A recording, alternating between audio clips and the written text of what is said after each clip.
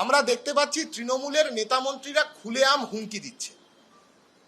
দেবাংশু, মদন মিত্র, অরূপ বিশ্বাস, উদয়ন গুহ থেকে শুরু করে একটার পর একটা তৃণমূলের নেতা মন্ত্রী যাদেরকে খুঁজে পাওয়া যায় না কোথাও, ক্যাম্পাসের ধার কাছের সঙ্গে তাদের কোনো সম্পর্ক নেই, যাদের কাজ হচ্ছে ক্যাম্পাসের ভেতরে এই ক্রাইম সিন্ডিকেটের পক্ষ থেকে টাকা নেওয়া এবং থুতু দিয়ে টাকা গোনা, তারা হচ্ছে এখন প্রেসকে ডেকে বাড়ির ভেতরে বসে মাতব্বরি করছে। মাতব্বরির অংশ হিসেবে সরাসরি হুমকি দিচ্ছে। কেউ বলছে 1 মিনিটে অমুক ক্যাম্পাস দখল করে নেব, কেউ বলছে 30 সেকেন্ডে অমুক ক্যাম্পাস দখল করে নেব। আমরা বলছি এই দখলদারিটাই তৃণমূলের মনোভাব। ক্যাম্পাসের ভেতর ক্রাইম সিন্ডিকেট, থ্রেড সিন্ডিকেট, দুর্নীতির সিন্ডিকেট চালানোর দখলদারি 2011 সালের পর থেকে ওরা চালিয়ে আসছে। আমরা স্পষ্ট বলছি সময়টা আর 2011 নয়, ওটা 2011 ছিল, এটা 2025 সাল। ওরা যদি খেলা হবে বা পরিকল্পনা করে থাকে, আমরাও বলছি ক্যাম্পাসে ক্যাম্পাসে কিন্তু এবার চালিয়ে খেলা হবে। ছাত্র সংসদ নির্বাচন অন্যায্য দাবি নাকি? ইন্দ্রানুজ, অভিনব, রাসেল এরা প্রত্যেকে তো ছাত্র সংসদ নির্বাচনের কথাটা বলতে গিয়েছিল, কেন শুনলো না? ছাত্র সংসদ নির্বাচনের কথা বললেই গাড়ির তলায় পিষে মেরে দেবে। ছাত্র সংসদ নির্বাচনের কথা বললেই সুচরিতা, শাওলি, আখিদের ওপরে ওইভাবে আক্রমণ করবে, বাইরের গুন্ডাদেরকে নিয়ে গিয়ে ছাত্রীদেরকে হেনস্থা করবে, মারধর করবে, মাটিতে ফেলে দেবে। ছাত্র সংসদ নির্বাচনের কথা বললেই পুলিশ হচ্ছে নেমে ছাত্রীদেরকে অ্যারেস্ট করে সারা দিন ধরে থানার মধ্যে আটকে রেখে, কোনো পেপার ছাড়া, থানার মধ্যে কোনো অ্যারেস্ট মেমো ছাড়া থানার মধ্যে আটকে রেখে অত্যাচার করবে, যৌন ইঙ্গিতপূর্ণ কুমন্তব্য, কুপ্রস্তাব দেবে থানার ভেতরে। এইটা চলবে এই রাজ্যের বুকে? ছাত্র সংসদ নির্বাচন একমাত্র সলিউশন যেখানে দাঁড়িয়ে এই ক্রাইম সিন্ডিকেটকে রোখা যেতে পারে গোটা রাজ্যের সমস্ত ক্যাম্পাসে, বিশ্ববিদ্যালয়, কলেজ, মেডিকেল কলেজ, সব জায়গাতে।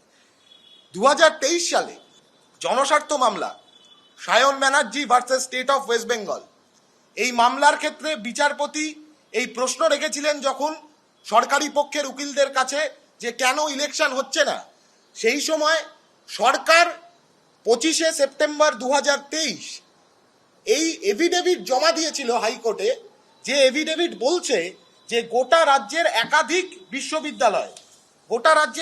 বিশ্ববিদ্যালয়তে এমন অনেক বিশ্ববিদ্যালয় আছে যেখানে 2013 সাল 2014 সালে শেষবার ছাত্র সংসদ নির্বাচন হয়েছে। আমি নোট করাতে চাই, কাজী নজরুল বিশ্ববিদ্যালয় কনস্টিটিউটিং অ্যাক্ট তৈরি হয়েছিল 2012 সালে, শেষ ইলেকশন হয়েছিল 2013 অথবা 2014 সাল। আমরা বলছি না, সরকার পক্ষের উকিলরা যে এফিডেভিট জমা দিয়েছে হাইকোর্টে 25শে সেপ্টেম্বর 2023, সেই এফিডেভিটের অংশ এই কথা বলছে যে এরকম একাধিক বিশ্ববিদ্যালয়, কল্যাণী বিশ্ববিদ্যালয় 2016 সালের আগে শেষ ছাত্র সংসদ নির্বাচন হয়েছে, কলকাতা বিশ্ববিদ্যালয় 2017 সালে শেষ ছাত্র সংসদ নির্বাচন হয়েছে, উত্তরবঙ্গ বিশ্ববিদ্যালয়, যে বিশ্ববিদ্যালয়তে ছাত্র ধর্মঘট করতে গিয়ে ভারতের ছাত্র ফেডারেশনের রাজ্য কমিটির সদস্য, দার্জিলিং জেলার সভাপতি তন্ময় অধিকারীর ওপর বেনজির আক্রমণ করেছে তৃণমূল ছাত্র পরিষদ, ওই বিশ্ববিদ্যালয়তে 2013 সালে শেষ ছাত্র সংসদ নির্বাচন হয়েছে। এরকম একাধিক, বিদ্যাসাগর বিশ্ববিদ্যালয়, যে বিশ্ববিদ্যালয়তে তৃণমূল আক্রমণ করতে নেমেছিল, পুলিশ এবং তৃণমূলের যৌথ আক্রমণ হয়েছিল 3রা মার্চ, সেই বিশ্ববিদ্যালয়তে 2017 সালে শেষবার ছাত্র সংসদ নির্বাচন হয়েছে। একাধিক বিশ্ববিদ্যালয়তে এই রিপোর্ট বলছে, এই হলফনামা বলছে যে নো ইলেকশন। সংস্কৃত বিশ্ববিদ্যালয় no election, Rani Rashmoni green university no election, Sadhu Ramchand Murmu university ঝাড়গ্রামে no election, Murshidabad university no election, Alipurduar university no election, Harichand Guruchand university no election. এরকম একাধিক ইউনিভার্সিটিতে কোনো নির্বাচনই সংগঠিত করেনি রাজ্যের সরকার। অতএব নির্বাচন করব না, এইটা মনোভাব সরকারের।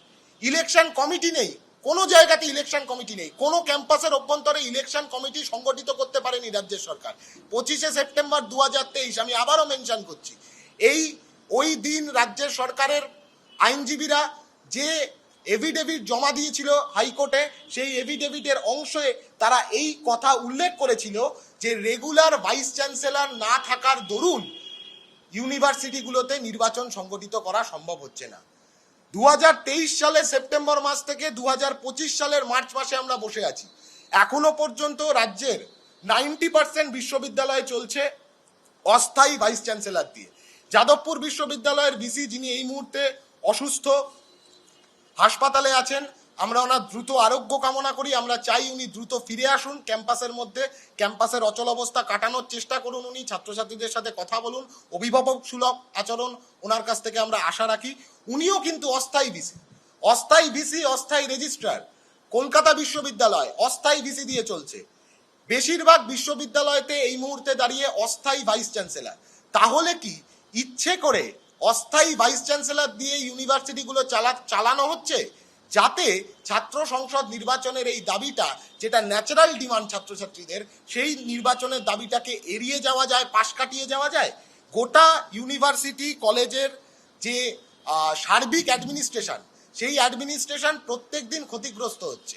কোনো রকম প্রশাসনিক ব্যবস্থা ইউনিভার্সিটিগুলোর মধ্যে, কলেজ ক্যাম্পাসগুলোর মধ্যে নেই, সমস্তটা অস্থায়ী দিয়ে চলছে। যাদবপুর বিশ্ববিদ্যালয়ের ভেতরে ডিন অফ স্টুডেন্টস, একটা ফ্যাকাল্টিতেও স্থায়ী ডিন অফ স্টুডেন্টস নেই, একটা ফ্যাকাল্টিতেও স্থায়ী কাউন্সিল নেই, একটা ফ্যাকাল্টিতেও নির্বাচিত ইউনিয়ন নেই। এটা পরিষ্কার রাজ্যের সরকার ক্যাম্পাসের ভেতরে প্রশাসনিক ব্যবস্থাটাকে এই রকম জটিলতার মধ্যে ফেলে রেখেছে, যাতে ছাত্র সংসদ নির্বাচনটাকে এড়িয়ে যেতে পারে, যাতে ক্রাইম সিন্ডিকেটগুলোকে চালু রাখতে পারে।